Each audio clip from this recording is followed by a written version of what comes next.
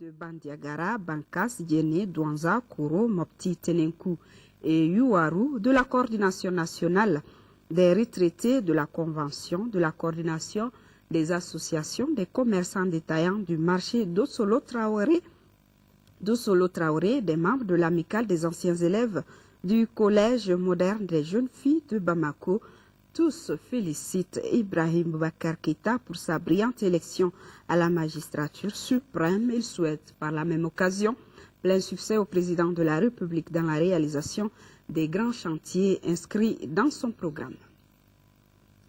À quelques jours de la fin de la transition, le ministre des Finances s'explique sur la gestion de certaines questions spécifiques gérées par son département. Il s'agit notamment de l'achat de 500 véhicules pour les commerçants, la vente de certains immeubles de l'État et le projet d'installation d'une fibre optique pour la communication de l'armée malienne. C'était ce matin au cours d'un exercice d'explication initié par le groupe de suivi budgétaire et qui aura regroupé les directeurs généraux du budget et du Trésor, le représentant du FMI et d'autres acteurs concernés par les questions. Le compte-rendu de Bourama Traoré. Communiquer bien et à temps est un bon remède aux rumeurs et aux fausses informations. Depuis un certain temps, la gestion de certaines questions par le ministère des Finances fait l'objet de beaucoup d'interprétations. De l'achat de 500 véhicules pour les commerçants à la vente de certains immeubles de l'État, en passant par la rénovation du palais présidentiel, les commentaires vont bon train. Qu'en est-il réellement? Éclairage du ministre Abdelkarim Konaté, lequel apporte un démenti formel à l'achat de 500 véhicules destinés aux commerçants. Effectivement, il y avait un projet comme ça qui avait été initié pour dire qu'il faudrait que l'État puisse en réalité venir en aide aux transporteurs, en tout cas en renouvelant le parc auto qui est vieillissant chez nous.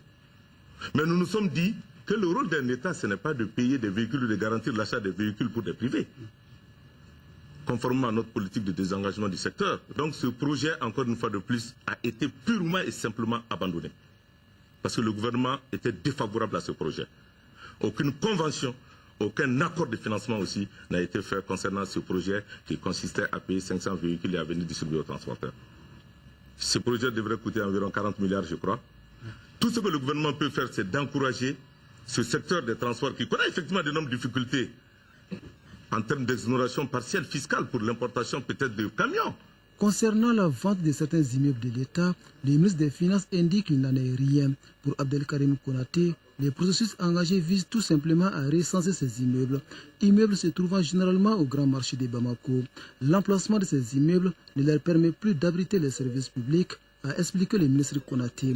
S'agissant de l'installation d'une fibre optique pour la communication de l'armée malienne, le chef du département des Finances précise que le projet est encore au stade de l'étude et qu'aucun accord n'a été signé dans ce sens, tout comme la rénovation du palais présidentiel. Effectivement, le secrétariat général de la présidence a introduit une requête par l'intermédiaire du ministère des Affaires étrangères au gouvernement chinois. Requête demandant au gouvernement chinois de venir en aide au Mali pour rénover le palais, mais à titre gratuit. La partie chinoise a déjà répondu, mais négativement, en disant qu'il ne peut pas prendre la rénovation du palais en charge.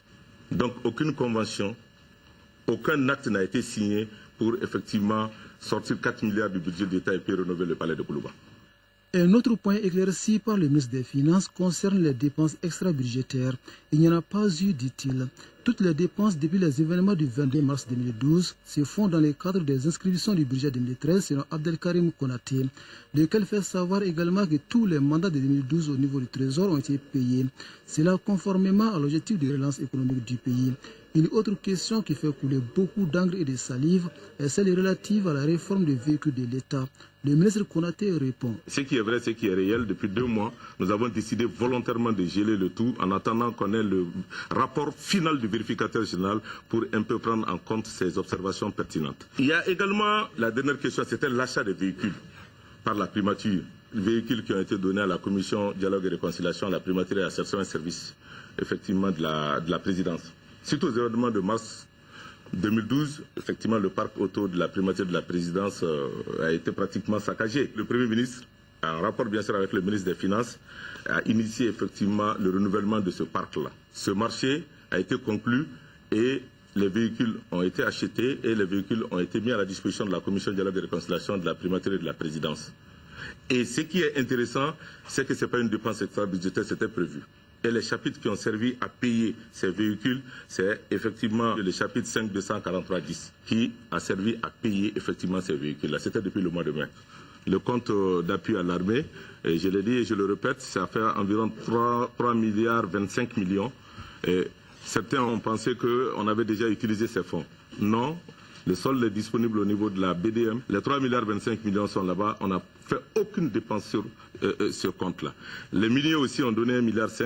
Mais ils ont souhaité que, en fait, leur contribution soit utilisée dans des actions humanitaires, mais pas dans des actions militaires. Et ces 1,5 milliard sont aussi disponibles. On n'a pas enlevé 5 francs sur ce compte-là. Cet exercice d'explication du ministre des Finances a été apprécié et salué par les représentants du Fonds monétaire international. Un exercice qui devra contribuer à couper court aux allégations faites sur ces différents dossiers. Le souci du département de tutelle, rappelle Abdelkarim Konaté, est l'utilisation judicieuse et efficiente des finances publiques. Retard dans le démarrage de la campagne agricole dans les régions du Nord, mais c'est un retard qui, selon les spécialistes, ne compromet en rien la bonne issue du processus agricole. Aussi, les dispositions prises par l'État tendant à atténuer les effets désastreux de la crise permettent de garder de réels espoirs de sauver la saison. Envoyé spéciaux au Nord, Seydou Sissoko, à Lucéni Touré. Malgré l'installation tardive de la pluviométrie, les appuis en intrants fournis par l'État au titre du plan national de stabilisation et de solidarité sont bien appréciés et concourront certainement à réussir une saison qui aura nourri beaucoup d'appréhension. DRP haka ministre ya dai yimaka nondiga simasi di moti wodi mais simasi TR1 ya yimaka nondi fari ko yeso fari ga pour ka di durée di mahim ka tonton. Ce stock est destiné vraiment pour les périmètres irrigués de la région de Tombouctou.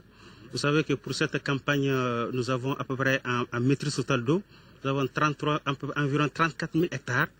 Donc il nous faut à peu près 10 000, plus de 11 000 tonnes d'engrais.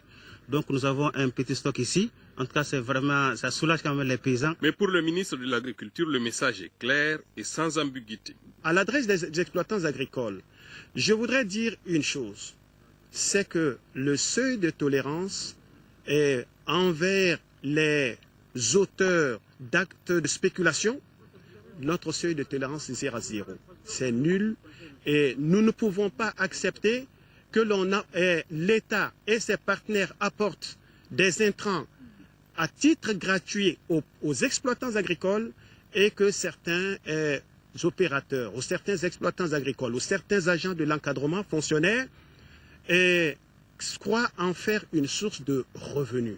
L'occasion était bonne pour Baba Berté de rendre hommage à la solidarité internationale et annoncer une autre bonne nouvelle.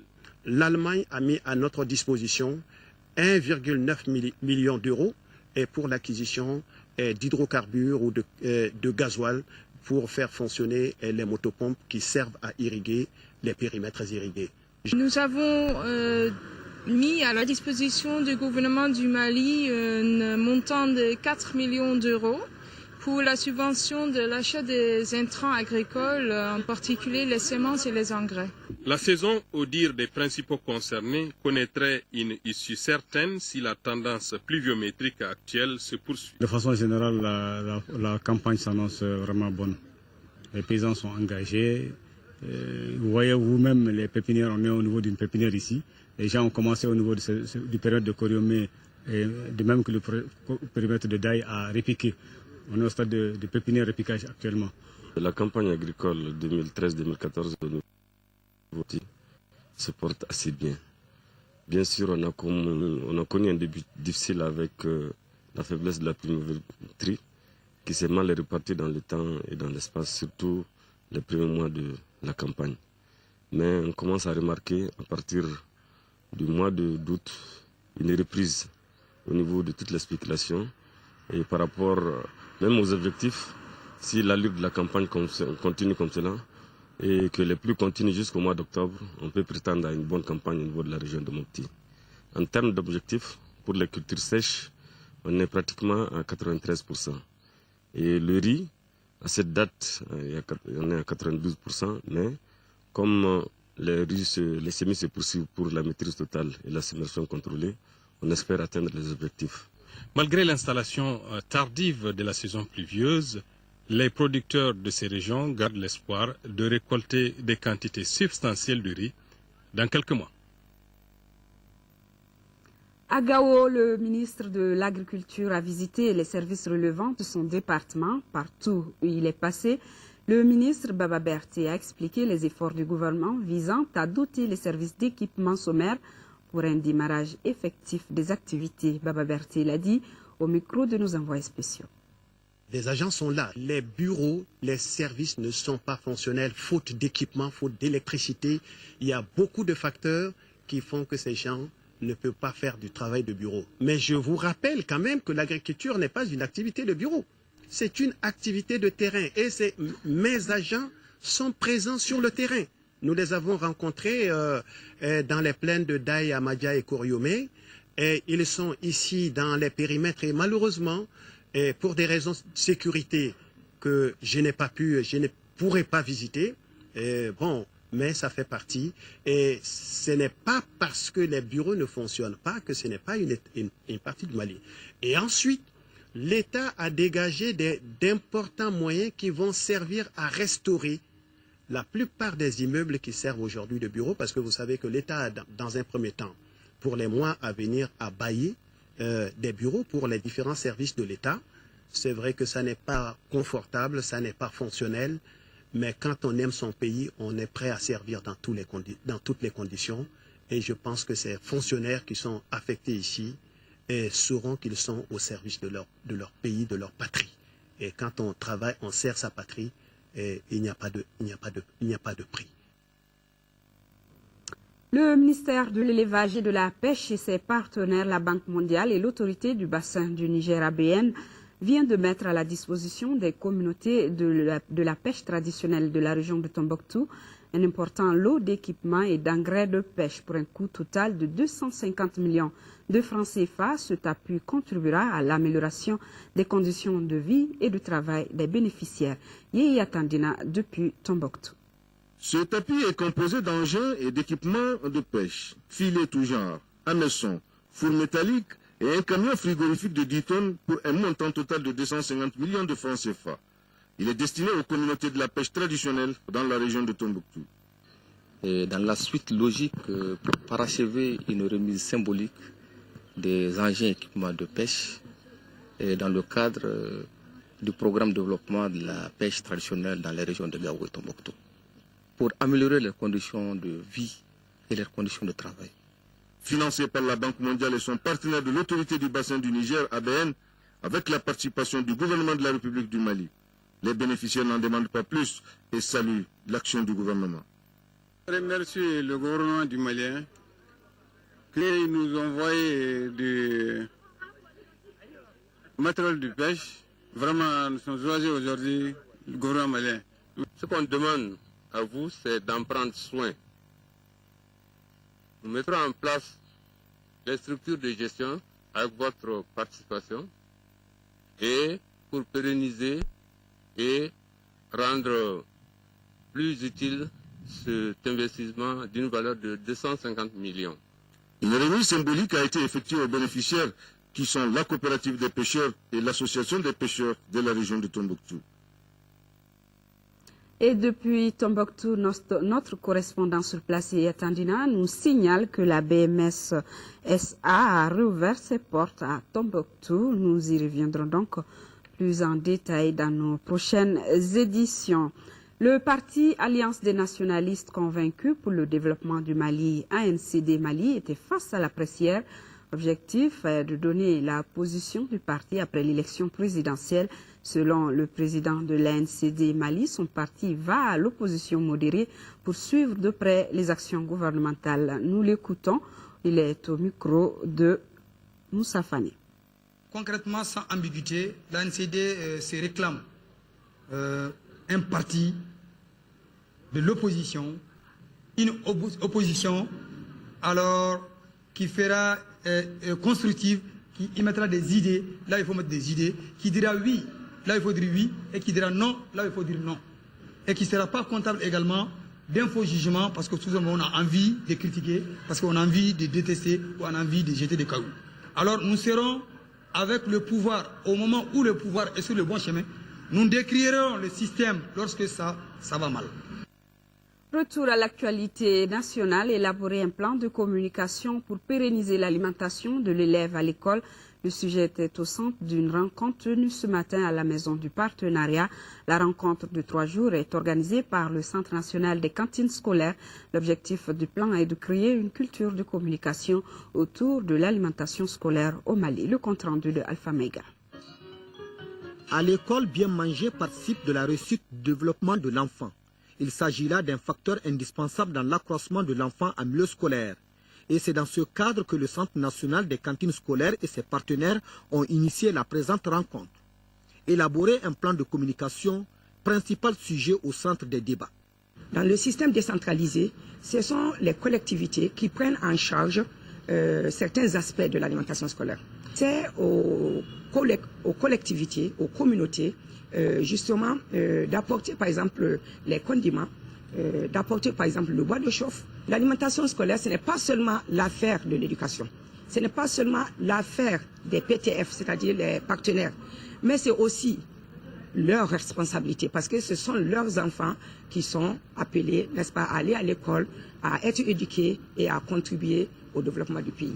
Il s'agira de comprendre que ce plan vise la pérennisation de la mise en œuvre de la stratégie de l'alimentation scolaire. Il est important effectivement que toutes les collectivités soient sensibilisées, qui comprennent les enjeux de l'alimentation scolaire. Donner plus de visibilité au programme d'alimentation scolaire, soutenir la pérennisation des programmes et ressortir les défis et enjeux de l'alimentation de l'élève au Mali, ce sont là quelques résultats attendus des travaux. Le Centre national de lutte contre le diabète a reçu ce matin du matériel. Le geste est de Maïmouna Koulibaly, qui entend perpétuer l'œuvre de sa défunte mère Khadija Touba, qui a été présidente de l'Association malienne de lutte contre le diabète de 2003 à 2012. Le compte-rendu de la remise avec Noun Sissoko. Le matériel octroyé au Centre national de lutte contre le diabète compte 14 lits avec matelas, une dizaine de fauteuils roulants, 5 lecteurs de glycémie et d'autres consommables. C'est le 26 août 2012 que Djaria Touba est décédée. C'était la présidente de l'Association malienne de lutte contre le diabète. Il y a sa fille qui a décidé de venir célébrer cette année, le premier anniversaire, en offrant au centre un coup de pinceau et beaucoup de matériel médicaux. C'est pour prendre le relais de sa mère que la donatrice inscrit son geste. Il s'agit également, selon elle, d'améliorer les conditions de travail et de prise en charge des patients. Djaria Touba a œuvré à la mise en place de ce bâtiment, a œuvré à améliorer la prise en charge des patients diabétiques au Mali. Et c'était de notre devoir de faire en sorte que ce travail qu'elle a débuté puisse perdurer dans le temps. La directrice du Centre national de lutte contre le diabète a bien apprécié le matériel mis à disposition. Le centre souffre de manque de matériel. Chaque fois que nous avons des dons de ce genre, ça nous soulage pour la prise en charge de nos patients. Cette cérémonie de remise de matériel a été marquée par une séance de dépistage gratuit qui a concerné environ 400 personnes. Sport football, après dépôt et validation des listes pour la présidence de la Fédération malienne de football, une liste n'a pas été retenue par la commission électorale. Il s'agit de celle de Boubacar Baba Diarra. Pour édifier l'opinion nationale et internationale sur ce rejet, le candidat a rencontré la presse ce matin. Le compte-rendu avec Siragato Sissé. Candidat déclaré à la présidence de la Fédération malienne de football au même titre que ses concurrents Hamadou Kalado Sissé, président sortant, et Boukari Sidibé Kolon, président du Stade malien de Bamako, Boubacar Baba Diarra, le président du Djoliba AC, a vu sa liste rejetée par la commission électorale pour 3 motifs. Sur ces points brûlants, le mandataire apporte des éclairages. Le dossier qui est constitué en réalité d'une pièce d'extrait de naissance et d'un casier judiciaire et d'un certificat de nationalité avec un certificat de résidence et une photo, qui sont les 5 pièces qui constituent un dossier, sont tout à fait claires et conformes vraiment aux dispositions de l'article 49.2. Et là, vraiment, Brahima l'extrait de naissance, brayement sur le casier judiciaire, brayement sur le certificat de nationalité, brayement sur le certificat de résidence et la photo de l'individu jointe aux autres pièces. Et là, vraiment, toutes les pièces sont conformes aux exigences en fait, de nos dispositions de l'article en fait, de nos statuts et règlements généraux. Mais malheureusement, ils se réfèrent uniquement par l'instinct pour invalider cette liste, pour dire que Brahima. Et vraiment, je suis désolé pour que en fait, cette commission n'a pas pu citer un seul article de nos statuts pour invalider la liste de M. Boubacar Baba Diarra. Et là aussi, plus loin, dans nos articles, on dit quand même que c'est un dossier incomplet qui peut invalider. Et là, l'individu, c'est qui peut amener une disqualification aussi d'une liste. Et ça, c'est quand il y a un candidat sur 2 listes. Et là, ça même, ça ne peut pas en fait, porter en fait, raison d'invalidation d'une liste. Ça peut disqualifier un candidat sur la liste de candidature. Et cela dans 48 heures aussi. Hein. Et sinon, il peut remplacer, les deux camps, ou bien les deux listes peuvent remplacer le nom X par Y, mais qui ne peut pas faire l'objet d'invalidation d'une candidature. Le candidat Baba a saisi la commission centrale et recours de la FEMAFOOT et toutes les instances sportives, dont le tribunal arbitral du sport, TAS, pour le rétablissement du droit. Au dit du principal conférencier Sahala Babi, la liste de Hamadou Kolado Cissé devait être rejetée pour avoir établi le nombre de membres du comité exécutif à 22 et non 21, prescrit dans l'article 26.1 des règlements de la commission centrale d'audit interne.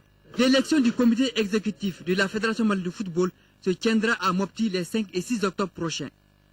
À 2 mois donc du renouvellement du comité exécutif de Mali Foot, la liste présidée par Boubacar Baba Diarra est toujours bloquée dans les tiroirs de la commission électorale. De la littérature dans ce journal avec Sagesse Malinké, ressources inépuisables pour la gestion des conflits, est un tout nouveau livre qui vient de paraître dans l'édition La Ruche à livre. Sayon Naman Traoré en est l'auteur de ce livre, de 84 pages. Il est âgé seulement de 29 ans. Ce jeune écrivain malien originaire du Mandé vient de mettre à la disposition du lectorat un guide pour approfondir la connaissance de la culture et des traditions de l'espace culturel mandingue. Sagesse Malinké, ressources inépuisables pour la gestion des conflits, qui vient donc de paraître, dégage une spécificité propre à elle-même, un livre de sciences, d'apprentissage et de savoir à découvrir. Nous poursuivons avec la chronique santé de ce lundi qui porte sur un sujet qui intéresse beaucoup les hommes. Il s'agit de la prostate, un organe très important pour l'homme et dont le nom se confond avec les pathologies de ce même organe. Avec le professeur Kalilou Ouattara, nous parlerons précisément de la prostatine, qui est l'inflammation de la prostate. Focus Santé, c'est une réalisation de Tchessira Dambélé.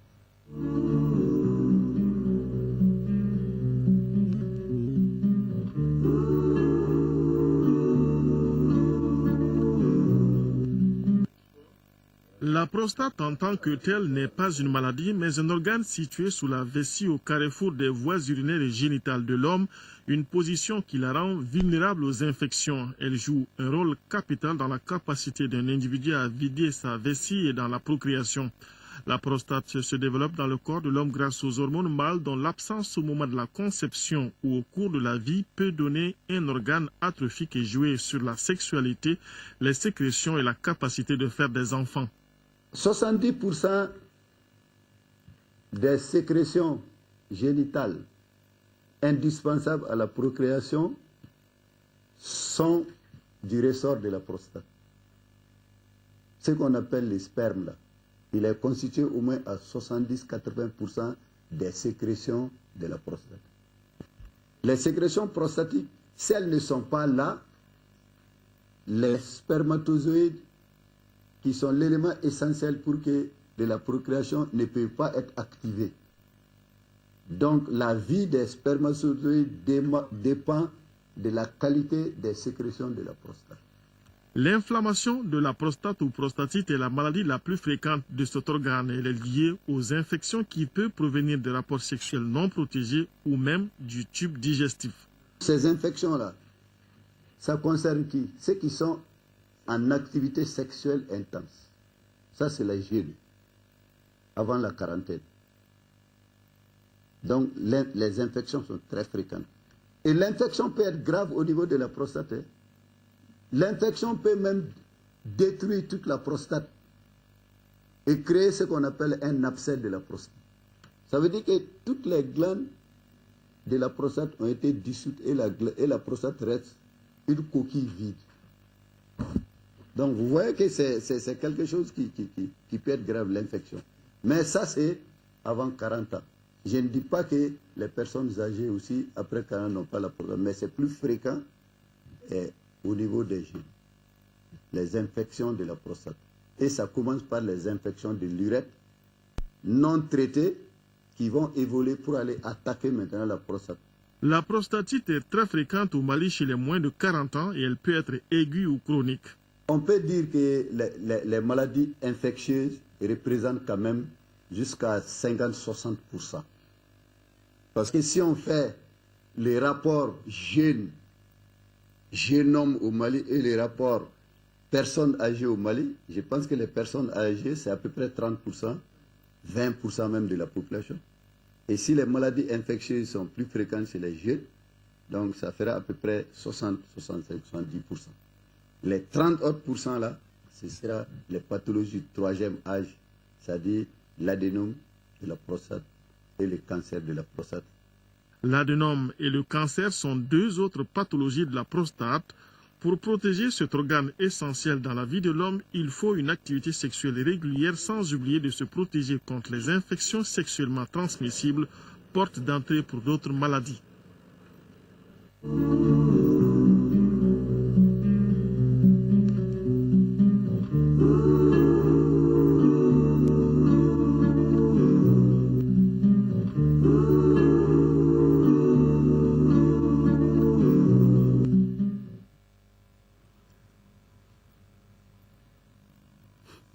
C'est la fin de cette édition. Merci de l'avoir suivi.